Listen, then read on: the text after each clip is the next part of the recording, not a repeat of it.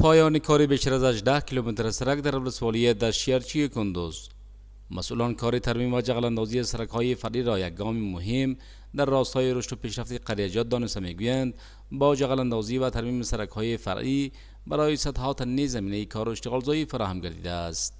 د کلیو د بیارغونې او پراختیا ریاست له لورې د کندوز ولایت د دشیرچي ولسوالۍ په بېلابېلو کلیو کې د څه باندې 18 کیلومتره په اوږدوالي د فرعي سړکونو ترمیم او جغل اچولې چارې بشپړې او ګټه اخیستنې ته وسپارل شوې. در همین حال کار ترمیم و جغل‌اندازی سرک‌های فرعی ولسوالی دشیرچی کندوز باعث خوشنودی باشندگان این ولسوالی شده و از ریاست انکشاف دهات و دفتر یونپس بابت جغل‌اندازی و ترمیم سرک‌های این ولسوالی به نیکویی یاد می‌کنند.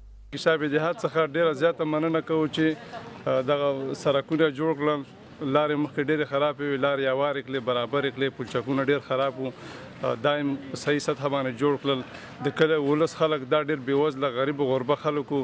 کاري زمینه په دې مسایلو شو چې پخوا به دلته اکثره ځوانان بیکاره وو، نو دلته سړک کارونه چې شروع شو دې سره اکثره ځوانان په کار باندې بوخت شو.